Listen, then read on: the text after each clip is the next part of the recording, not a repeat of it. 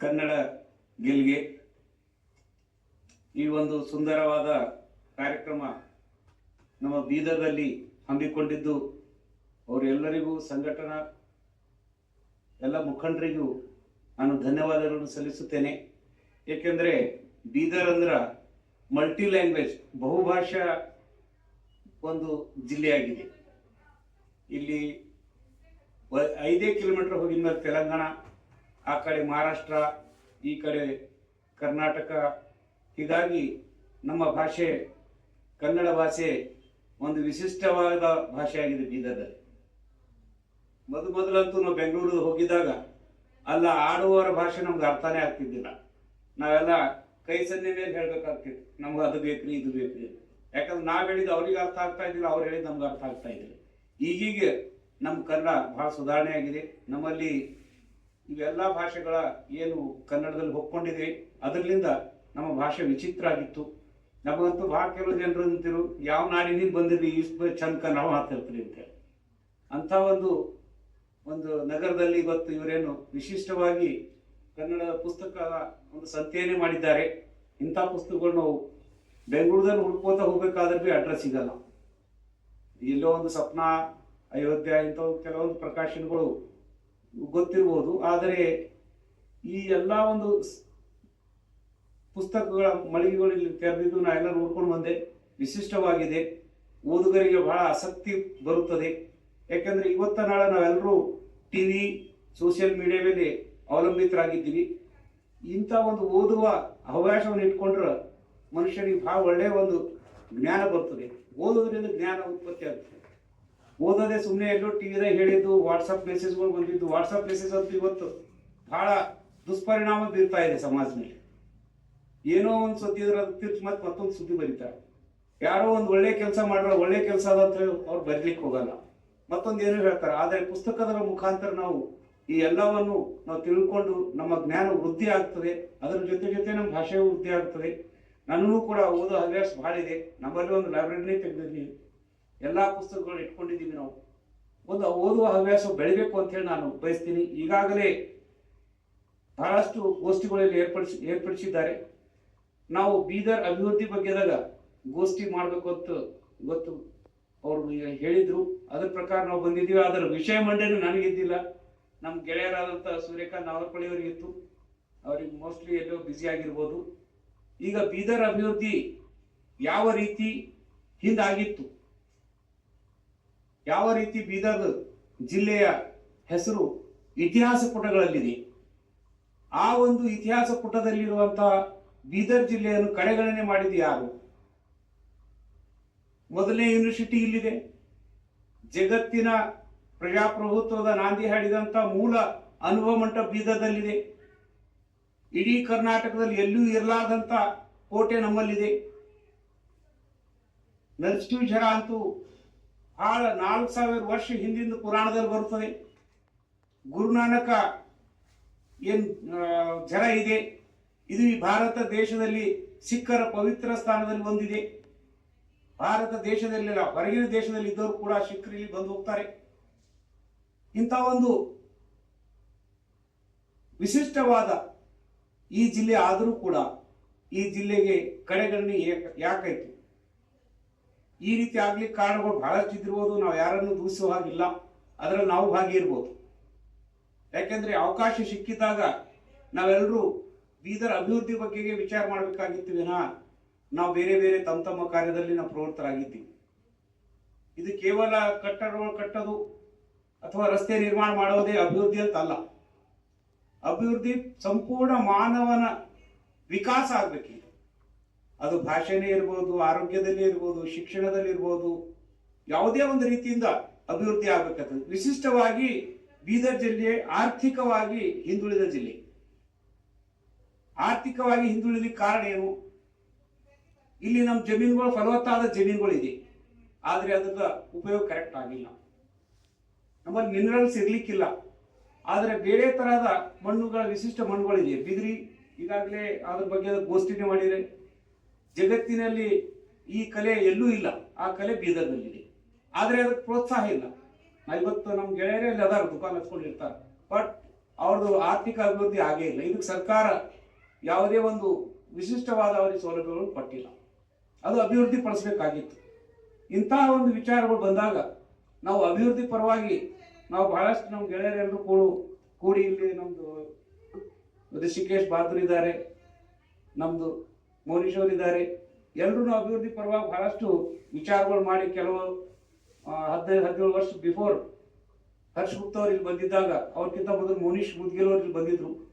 ಆ ಜಿಲ್ಲಾಧಿಕಾರಿಗಳು ಕೆಲವೊಂದು ಅಭಿವೃದ್ಧಿ ಕಾರ್ಯಗಳನ್ನ ಎತ್ಕೊಂಡಿದ್ರು. ಅದಕ್ಕೆ ನಾವೆಲ್ಲರೂ ರಾಜಕೀಯೇತರವಾಗಿ ಪಕ್ಷೇತರ ಎಲ್ಲ ಬಿಟ್ಟು ಅವರಿಗೆ ನಾವು ಸಂಪೂರ್ಣವಾಗಿ ಸಮರ್ಥನೆ ಮಾಡಿದ್ದೀವಿ. ಆ ರೀತಿ ನಾವು ಸಮರ್ಥನೆ ಜಿಲ್ಲೆಯ ರಾಜಕೀಯ ವ್ಯಕ್ತಿಗಳ ಮೇಲೆ ಅಲ್ಲ ಅಥವಾ ರಾಜಕೀಯ ಮುಖಂಡರೇ ಮಾಡ್ಬೇಕಂತ ಏನಿಲ್ಲ. ಇದಕ್ಕೆ ಸಮಾಜ ಎಚ್ಚೆತ್ತುಕೊಳ್ಬೇಕಾಗ್ತದೆ. ಯಾವಾಗ ಸಮಾಜ ಎಚ್ಚೆತ್ತುಕೊಳ್ತದೋ ರಾಜಕೀಯ ನಾಯಕರ ವಿಚಾರಗಳು ಕೂಡ ವಿಭಿನ್ನವಾಗಿ ಹೊರಗೆ ಬಂದ್ಬಿಡ್ತಾವೆ. ನಾವು ಅಭಿವೃದ್ಧಿ ಪರವಾಗಿ ನಾವು ಅವ್ರ ಜೊತೆ ಹೋರಾಟ ಮಾಡ್ತಾ ಇದ್ದೀವಿ ಅಂದ್ರೆ ಅವರು ಅಭಿವೃದ್ಧಿ ಪರವಾಗಿ ಇರ್ತಾರೆ. ನಾವು ಅವರಿಗೆ ಯಾವುದೇ ಕಾರಣಕ್ಕೂ ಅವ್ರಿಗೆ ನಾವು ಸುಮ್ಮನೆ ಬಿಟ್ಬಿಟ್ಟಿವಿ, ಏನಾರ ಮಾಡ್ಲಪ್ಪ ಅಂತ ಬಿಟ್ಟಿವಿ ಅಂದ್ರೆ ಅವ್ರು ತಮ್ಮ ಕೆಲಸಗಳು ಮಾಡ್ಕೊಂಡ್ಬಿಡ್ತಾರೆ.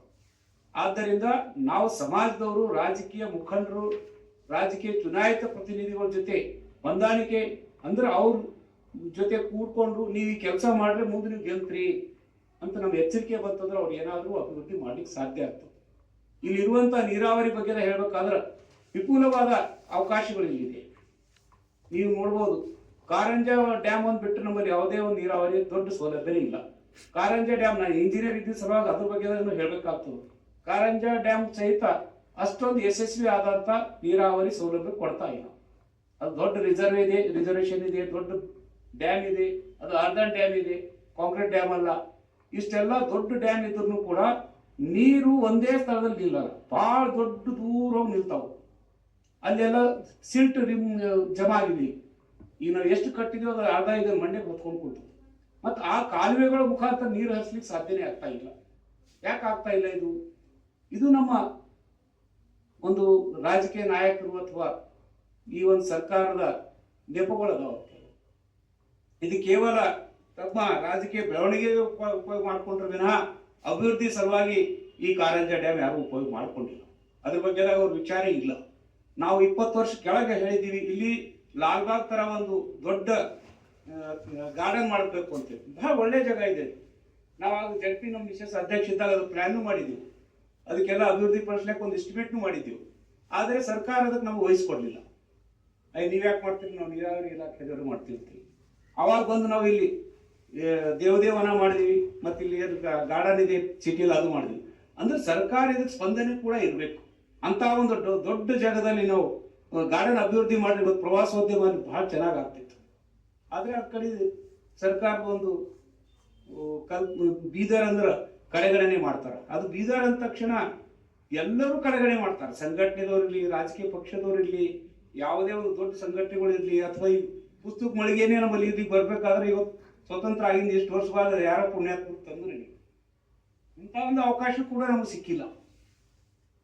ಇಂಥ ಒಂದು ಪರಿಸ್ಥಿತಿಯಲ್ಲಿ ನಾವು ಅಭಿವೃದ್ಧಿ ಪರವಾಗಿ ನಾವು ಇರಬೇಕಾಗಿದ್ದಿತ್ತಂದ್ರೆ ನಾವು ಮೊದಲನೇದಾಗಿ ಈ ಒಂದು ಬೀದರ್ ಜಿಲ್ಲೆಯ ಜನ ಆರ್ಥಿಕ ಅಭಿವೃದ್ಧಿ ಆಗಬೇಕು. ನಮ್ಮಲ್ಲಿ ಆರ್ಥಿಕ ಅಭಿವೃದ್ಧಿ ಆಗುವಂತ ಯಾವುದೇ ಒಂದು ಇಲ್ಲಿ ಉದ್ಯೋಗಗಳಾಗ್ಲಿ, ಕೈಗಾರಿಕೋದ್ಯೋಗಗಳಾಗ್ಲಿ ಆಗಿಲ್ಲ. ಬಹಳ ಒಳ್ಳೆಯ ಒಂದು 30 ವರ್ಷ ಕೆಳಗೆ ಒಂದು ಇಲ್ಲಿ 0 ಬಜೆಟ್ ಕೈಗಾರಿಕೋದ್ಯೋಗ ಅಂತ ಹೇಳಿ ಮಾಡಿದ್ರು. ಆದ್ರೆ ಅದು ಕೂಡ ಡೆವಲಪ್ ಆಗಲಿಲ್ಲ. ಅದಕ್ಕೂ ಕೂಡ ರಾಜಕೀಯ ವ್ಯಕ್ತಿಗಳು ವಿರೋಧ ಮಾಡಿದ ಸಲುವಾಗಿ ಇಲ್ಲಿಂದೆಲ್ಲ ನಮ್ಮ ಕೈಗಾರಿಕೋದ್ಯಮ ಹೋಗ್ಬಿಡ್ತು. ಇವಾಗ ಬಹಳ ಒಳ್ಳೆಯ ಒಂದು ವಾತಾವರಣ ಇದೆ. ಅದು ಹೇಗಿದೆ ಅಂದ್ರೆ, ನಮ್ಮ ಹೈದರಾಬಾದ್ ನಮ್ಗೆ 120 ಕಿಲೋಮೀಟರ್ ಮೇಲೆ ನಮ್ದು ಏರ್ಪೋರ್ಟ್ ಇದೆ. ಈಗ ಹೈದರಾಬಾದ್ ಬೆಳ್ತಾ ಬೆಳ್ತಾ ಸಂಗಾರೆಡ್ಡಿ ಈಚೆಗೆ ಬಂದದು. ಈ ಒಳ್ಳೆ ಬೆಳವಣಿಗೆ ನಮ್ಮ ಬೀದರ್ ಬಹಳ ಒಳ್ಳೆ ಬೆಳವಣಿಗೆ ಆಗ್ಬೋದು. ಯಾಕಂದ್ರೆ ಹೈದರಾಬಾದಿನವರೆಗೂ ಇಲ್ಲಿ ಅಟ್ರಾಕ್ಷನ್ ಮಾಡ್ಬೋದು. ಅಲ್ಲಿರುವಂತಹ ಜಮೀನ್ ಕಿಮ್ಮತ್ತು ನಮ್ಮಲ್ಲಿರುವಂತಹ ಜಮೀನ್ ಕಿಮ್ಮತ್ತು ಅಜ್ಮಜಾರ್ ಡಿಫ್ರೆನ್ಸ್ ಇದೆ. ಅಲ್ಲಿ 10 ಕೋಟಿ 20 ಕೋಟಿ ಎಕರೆ ಜಮೀನು ಇದ್ರೆ ನಮ್ಮಲ್ಲಿ 25 ಲಕ್ಷ 30 ಲಕ್ಷ ರೂಪಾಯಿ ಅವ್ರಿಗೆ ಜಮೀನು ಸಿಗ್ತದೆ. ಅವ್ರು ಬಂದಿಲ್ಲ ಅಭಿವೃದ್ಧಿ ಪಡಿಸಬಹುದು. ಆದ್ರೆ ಇದಕ್ಕೆ ಸರ್ಕಾರ ತನ್ನ ನಿಲುವನ್ನು ಬದಲಾಯಿಸಬೇಕು. ಬೀದರ್ ಅಭಿವೃದ್ಧಿ ಮಾಡ್ಬೇಕಾದ್ರೆ ಅವ್ರು ಈ ಕಡೆ ಆರ್ಥಿಕವಾಗಿ ಬೆಳವಣಿಗೆ ಆಗುವಂತ ಕಾರ್ಯಕ್ರಮಗಳಲ್ಲಿ ಹಾಕ್ಬೇಕಾಗ್ತದೆ. ಯಾವ ರೀತಿ IT ಹುಬ್ಳಿಯಲ್ಲಿ ಮಾಡ್ತಾ ಇದ್ದಾರೆ, IT ಬಿಜಾಪುರಕ್ಕೆ ಹೋಗ್ಬೇಕಂತಾರ. ಆದ್ರೆ IT ಸಕ್ಸಸ್ ಆಗ್ತದೆ ಬೀದರ್ನಲ್ಲಿ. ಬೀದರ್ ವಾತಾವರಣ ಚೆನ್ನಾಗಿದೆ. ಯಾಕಂದ್ರೆ ಏರ್ ಫೋರ್ಸ್ ಯಾವಾಗ ಸ್ವತಂತ್ರಕ್ಕಿಂತ ಮೊದಲು ಬಂದು ಇಲ್ಲಿ ಅಂಗ್ರೇಜ್ ಇದ್ದಾಗ ಇಲ್ಲಿ ವಾತಾವರಣ ಚೆನ್ನಾಗಿದೆ ಅಂತೇಳಿ ಏರ್ ಫೋರ್ಸ್ ಸ್ಥಾಪನೆ ಮಾಡ್ತಾರ. ಅಂದ್ರೆ ನೀವು ಐ ಟಿ ಸ್ಥಾಪನೆ ಮಾಡಲಿಕ್ಕೆ ಯಾಕೆ ಸಾಧ್ಯ ಇಲ್ಲ? ಇದು ವಾತಾವರಣ ಚೆನ್ನಾಗಿದೆ ಅಂತೇಳಿ ಏರ್ಫೋರ್ಸ್ ಇಲ್ಲಿ ಬಂದು, ಆದ್ರೆ ಐ ಟಿಗಳು ಕೂಡ ಒಳ್ಳೆಯ ವಾತಾವರಣ ಇದೆ. ಇಲ್ಲಿ ಯಾವ ರೀತಿ ಬೆಂಗಳೂರಲ್ಲಿ ಮೈಸೂರಿನಲ್ಲಿ ವಾತಾವರಣ ಇದೆಯೋ ಅದೇ ವಾತಾವರಣ ನಮ್ಮಲ್ಲಿದೆ.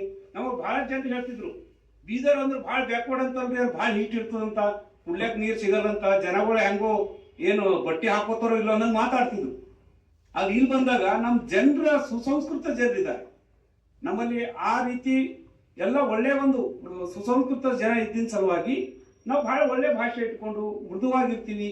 ನಾವು ಯಾರ ಜೊತೆ ಜಗಳ ಆಡಲ್ಲ ಬೀದರ್ನಲ್ಲಿ. ಇಂಥ ಒಂದು ವಾತಾವರಣ ಇದ್ದಾಗ ಈ ವ್ಯಾಪಾರ ಅಭಿವೃದ್ಧಿ ಆಗಲಿಕ್ಕೆ ಸಾಧ್ಯ ಆಗ್ತದೆ. ಯಾಕಂದ್ರೆ ನಾವು ಯಾರಿಗೂ ತೊಂದರೆನೇ ಕೊಡೋದಿಲ್ಲ ಅಂದ್ರೆ ವ್ಯಾಪಾರಿಗಳು ಬಂದಿಲ್ಲ, ಕೈಗಾರಿಕೋದ್ಯಮಗಳು ಡೆವಲಪ್ ಮಾಡ್ಕೋಬಹುದು. ಐ ಟಿ ಯಾಕೆ ಸಕ್ಸಸ್ ಆಗ್ತದಂದ್ರೆ ಈಗಾಗಲೇ ಹೈದರಾಬಾದ್ನಲ್ಲಿ ನಾವು ಓನ್ಲಿ 100 ಕಿಲೋಮೀಟರ್ ಮೇಲೆ ಅವರು ಐ ಟಿ ಪಾರ್ಕ್ ಸಿಗ್ತದೆ. ನಾವು ಯಾವ ಅಲ್ಲಿ ಅಷ್ಟು ಕಾಸ್ಟ್ಲಿ ಐ ಟಿ ಪಾರ್ಕ್ ಮಾಡಿ ಅವರು ಬೆಳವಣಿಗೆ ಮಾಡೋದಕ್ಕಿಂತ ಇಲ್ಲಿ ಬಂದು ಮಾಡಿಕೊಂಡು ಏರ್ಪೋರ್ಟ್ ಹೋಗಕ್ಕೆ ಎರಡು ತಾಸು ಅಷ್ಟೇ ಟೈಮ್ ಸಿಗ್ತದ. ಇಲ್ಲಿ ನೀರು ಭಾಳ ಚೆನ್ನಾಗಿ ಸಿಗ್ತದ, ಇಲ್ಲಿ ವಾತಾವರಣ ಚೆನ್ನಾಗಿದೆ, ಮತ್ತು ಇಲ್ಲಿ ಅಷ್ಟೊಂದು ಟ್ರಾಫಿಕ್ ಇರಲ್ಲ. ಮತ್ತು ವಿದ್ಯೆ ಸಲುವಾಗಿ, ಶಿಕ್ಷಣ ಸಲುವಾಗಿ ಈಗಾಗಲೇ ನಮ್ಮ ಇವರು ಮೋನಿಶ್ ಅವರು ಶೈನ್ ಕಾಲೇಜ್ ಆಗಲಿ ಇಂಥ ಕಾಲೇಜ್ಗಳು, ಸ್ಕೂಲ್ಗಳು ಬಹಳ ದೊಡ್ಡ ಪ್ರಗತಿ ಹೊಂದಿವೆ.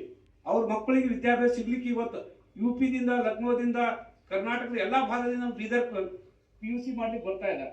ಅಂದ್ರೆ ಯಾವಾಗ ಇಂಥ ವಾತಾವರಣ ಕ್ರಿಯೇಟ್ ಆಗ್ತಾ ಇದೆ ಅಂದಿದ್ಮೇಲೆ ಆ ಜನಗಳೇನು ಐ ಟಿದವ್ರು ಬರ್ತಾರ, ಅವ್ರ ಮಕ್ಕಳಿಗೆ ಓದ್ಲಿಕ್ಕೆ ಒಳ್ಳೆ ಸೌಲಭ್ಯ ಸಿಗ್ತದಂತ ಅವ್ರಿಗೆ ಭರವಸೆ ಇತ್ತಂದ್ರೆ ಅವ್ರು ಇಲ್ಲೇ ಬಂದ್ಬಿಡ್ತಾರೆ. ಈ ಕೆಲವು ಜನರು ನಮ್ಮ ಫ್ರೆಂಡ್ಸ್ ಸಿಂಗಾಪುರದಾಗ ಅದಾರ, ಅವ್ರು ಇಲ್ಲಿಂದ ಹೋಗಿನ ಅಲ್ಲಿನವ್ರಿಗೆ ಸರ್ಕಾರ ಕಾಲೇಜ್ಗಳಲ್ಲಿ ಅವ್ರಿಗೆ ಅಡ್ಮಿಷನ್ ಸಿಗಲ್ಲ, ಪ್ರೈವೇಟ್ ಕಾಲೇಜ್ ಹೋಗ್ಬೇಕು. ಪ್ರೈವೇಟ್ ಕಾಲೇಜ್ ಹೋಗಿನ ಹುಡುಗರಿಗೆ ಅಷ್ಟೊಂದು ವಿದ್ಯಾಭ್ಯಾಸ ಅಲ್ಲಿ ಸರಿಯಾಗಿಲ್ಲ. ಸಿಂಗಾಪುರ್ ಅಂತ ತಲ್ಲಿ ಪ್ರೈವೇಟ್ ಕಾಲೇಜ್ಗಳದಾಗ ವಿದ್ಯಾಭ್ಯಾಸ ಸರಿ ಇಲ್ಲ ಅಂತ ಹೇಳ್ತಾರೆ. ಆದ್ರೆ ಮಕ್ಕಳ ವಿದ್ಯಾಭ್ಯಾಸ ಸಲುವಾಗಿ ನಾವು ವಾಪಸ್ ಭಾರತ ಬರ್ಬೇಕಂತ ಇದೀವಿ. ಇಂಥ ಒಂದು ಪರಿಸ್ಥಿತಿ ಯಾವಾಗಿದ್ದಾಗ ನಮ್ಮ ಶೈಕ್ಷಣಿಕ ಅಭಿವೃದ್ಧಿ ಭಾಳ ಚೆನ್ನಾಗಿದೆ. ಆದ್ರಿಂದ ಇಲ್ಲಿ ಬಂದು ನಾವು ಶಿಕ್ಷಣ ಪಡ್ಕೋಬಹುದು. ಈಗ ಇಂಜಿನಿಯರಿಂಗ್ ಕಾಲೇಜ್ 3 ಇದಾವೆ ನಮ್ಮಲ್ಲಿ. ಬೀದರ್ ಸಿಟಿದಲ್ಲಿ 3 ಇಂಜಿನಿಯರಿಂಗ್ ಕಾಲೇಜ್, ಬಾಲ್ಕಿಯಲ್ಲಿ ಇಂಜಿನಿಯರಿಂಗ್ ಕಾಲೇಜ್, ಬಸವ ಕಲ್ಯಾಣದಲ್ಲಿ ಇಂಜಿನಿಯರಿಂಗ್ ಕಾಲೇಜ್, ಆಯುರ್ವೇದಿಕ್ ಮೆಡಿಕಲ್ ಕಾಲೇಜ್ಗಳು ಭಾಳ ಆಗಿವೆ. ಈಗಾಗಲೇ ಹೊಸ ಸುಸಜ್ಜಿತ ಒಂದು ಆಯುರ್ವೇದಿಕ್ ಮೆಡಿಕಲ್ ಕಾಲೇಜ್ ಸಹಿತ ಇವ್ರು ಮಾಡಿದ್ದಾರೆ ಮೋನಿಶ್ ಅವರು. ಈ ತರ ಎಲ್ಲಾ ಸೌಲಭ್ಯಗಳು, ಶೈಕ್ಷಣಿಕ ಸೌಲಭ್ಯ ಇದ್ದಿನ ಸಲುವಾಗಿ ಬೀದರ್ ಅಭಿವೃದ್ಧಿ ಆಗುವಂತ ಎಲ್ಲ ಒಂದು ವಾತಾವರಣ ಇಲ್ಲಿ ಇದೆ. ಆದ್ರಿಂದ ನಮ್ಮ ರಾಜಕೀಯ ಜನರು, ರಾಜಕೀಯ ಪುಡಾರಿಗಳು ಮತ್ತು ಇಲ್ಲಿನ ಸಮಾಜ ಜನರು ಈ ಅಭಿವೃದ್ಧಿ ಕಡೆ ತಮ್ಮ ಗಮನ ಹರಿಸಬೇಕು ಅಂತ ಹೇಳಿ ನನ್ನ 4 ಮಾತುಗಳು ಮುಗಿಸ್ತೇನೆ.